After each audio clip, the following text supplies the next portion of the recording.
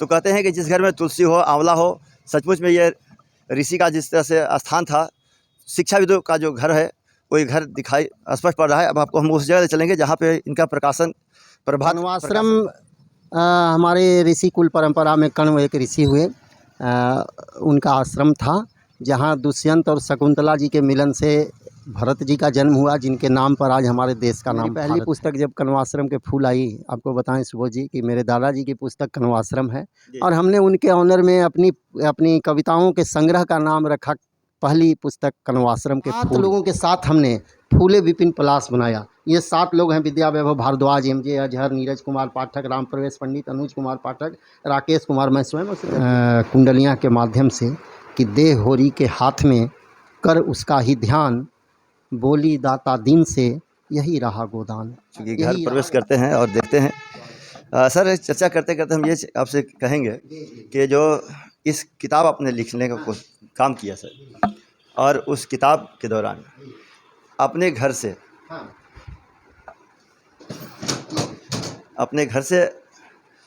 पत्नी का सहयोग कितना मिला सर आपको?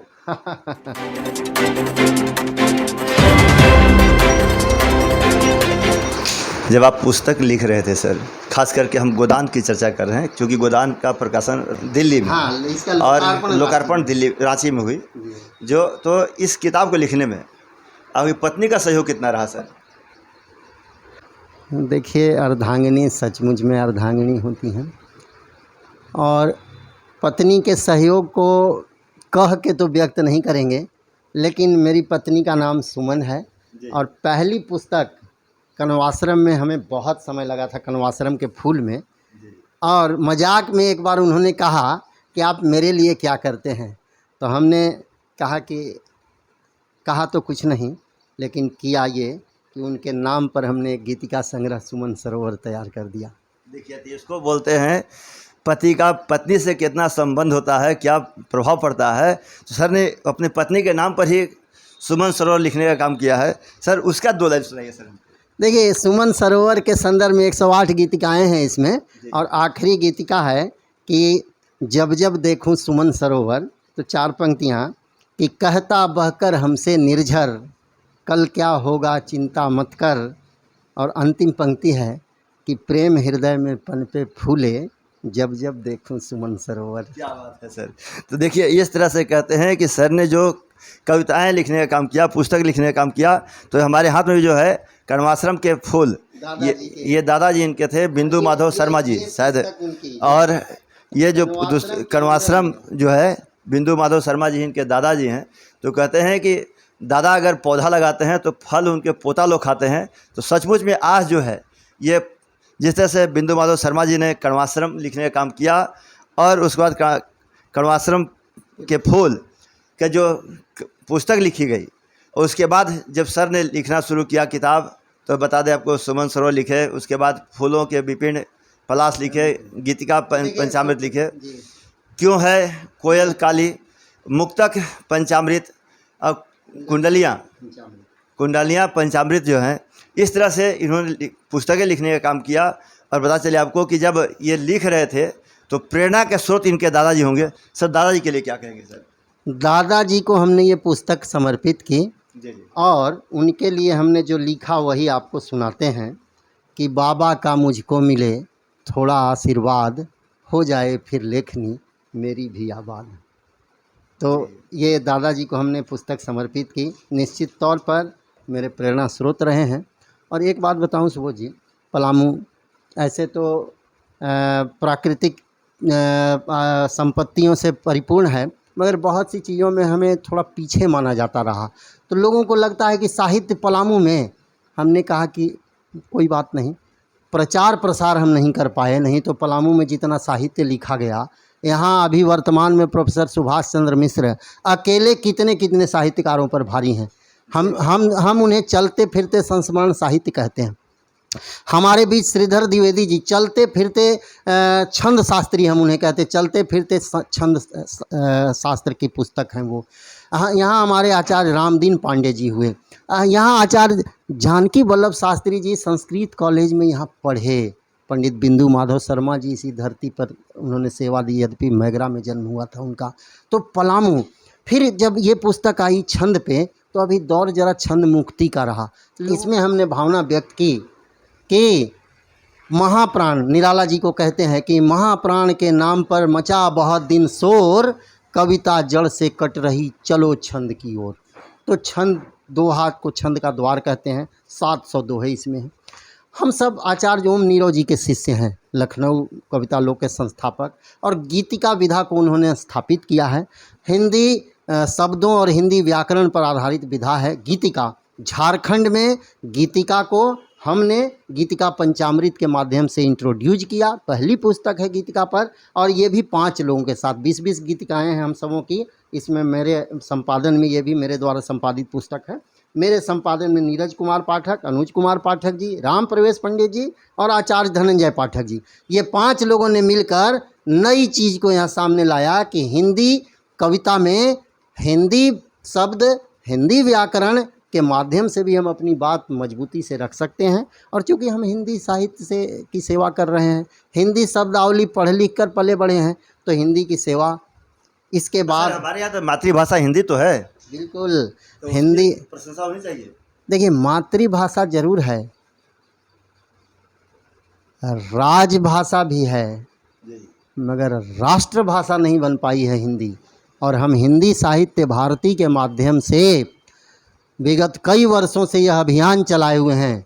अभी पिछले 14 सितंबर हिंदी दिवस को हमारी संस्था के द्वारा देश भर के सभी उपायुक्तों के माध्यम से माननीय राष्ट्रपति महोदय को ज्ञापन सौंपा गया कि हिंदी को राष्ट्रभाषा बनाया जाना चाहिए। उसके पूर्व पत्र लेखन का एक कार्य हुआ और 1 लाख पत्र महामहिम राष्ट्रपति महोदय को सौंपा गया कि हिंदी को राष्ट्र। अभी हिंदी राष्ट्रभाषा नहीं है सुबोध जी, ठीक, हाँ राजभाषा है, परंतु राष्ट्रभाषा बनना शेष है। और जबकि विश्व में सबसे अधिक बोली जाती है हिंदी।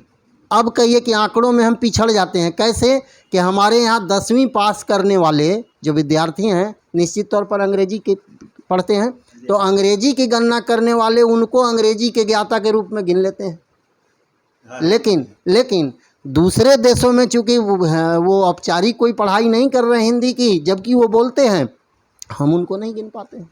विश्व की सबसे अधिक, आज हमारी सबसे अधिक आबादी है, तो हिंदी सबसे अधिक बोली जाने वाली भाषा क्यों नहीं है। खैर, हम ये विषयांतर न करें, भाषांतरण कोई विषय नहीं। साहित्य की सेवा करना, समाज की सेवा करना, भाषा कोई भी हो, और सभी भारतीय भाषाएं संस्कृत की उपज हैं। इसलिए अपने पूर्वजा की ही सेवा कर रहे हैं, और जितनी भाषाएं हैं सब में देश की सेवा हो रही है। किसी भाषा से मेरा कोई राग नहीं, लेकिन हम हिंदी की बात इसलिए कर बैठे क्योंकि हम लोग हिंदी भाषी हैं और हिंदी की पुस्तकों की चर्चा हो रही है। इसके बाद एक पुस्तक देखिए, मंचों पर खूब आजकल मुक्तक पढ़े जाते हैं। कुमार विश्वास अपने कोई दीवाना कहता है के लिए प्रसिद्ध हैं, तो मुक्तक है। हमारे यहाँ भी हमारे कवि कवित्री सब मुक्तक में लगे हुए हैं। तो 5 लोगों के साथ हमने ये पुस्तक लाई। नीरज कुमार पाठक जी, रीना प्रेम दुबे जी आज मंचों पर सक्रिय हैं, अनुज कुमार पाठक जी, रमेश कुमार सिंह जी, ये सब छंद। एक और बात है कि ऐसा नहीं है कि पुराने लोग छंद नहीं सीख सकते हैं, छंद हमारा जीवन है, कविता का आधार है। तो ये छंदबद्ध मुक्तकों का ये संग्रह है, इसमें 500 मुक्तक हैं। इसके बाद हमारे गीत का संग्रह आया, क्यों है कोयल काली। अब क्यों है सो तो है, लेकिन हमने इसमें कुछ ईश्वर पर ही सवाल उठाए कि क्या यह चूक हुई प्रभु तुमसे, पूछे आज सवाली, मधुर कंठ से गाने वाली क्यों है कोयल काली। अब भाई कविता सत्ता से भी प्रश्न करती है, ईश्वर से भी। ईश्वर तो सबसे बड़ी सत्ता है, तो भाई प्रश्न करने का हक है। और हम लोग जिस जगह पे हैं इसके बगल में कोयल नदी बहती है। हाँ, तो ये जो है ना, क्या सुबोध जी आप मन की बात कह ली। हमारी एक किताब की भूमिका में डॉक्टर सुरेंद्र प्रसाद जी मिश्र जी ने ये बात लिखी थी कि कोयल की कलकल धारा के किनारे में बैठ कर ये क्यों है कोयल काली रची गई है। तो कोयल तो भाई हमारी गंगा है, कह सकते हैं कि हमारे पलामू के लिए एकदम लाइफ लाइन है। इसी कड़ी को आगे बढ़ाते हुए ये सब चलता रहा, और गोदान पर हमारी बातें चलती रहीं। और गोदान की कुछ पंक्तियों से जब ये लिख रहा था, 3 वर्ष से अधिक लगे लिखने में, 1 वर्ष समीक्षा में और 1 वर्ष छपने में, 5 वर्ष पे ये पुस्तक आई है। गोदान का भी रूपांतरण आई तो सबको पसंद आई। 3 महीने के अंदर इसके प्रथम संस्करण की सारी प्रतियां बिक गईं, दूसरा संस्करण प्रकाशनाधीन है।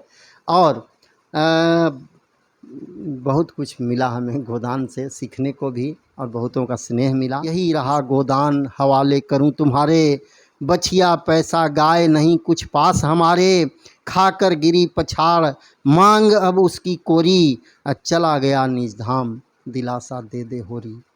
आज होरी का नाम लीजिए आप, हिंदी साहित्य का क ख ग भी जानने वाला विद्यार्थी कह देगा कि गोदान की बात कर रहे हैं, प्रेमचंद की बात कर रहे हैं। तो प्रेमचंद ने अपने पात्रों को इस सजीवता से उकेरा कि वो लगते हैं कि जैसे सचमुच थे ही।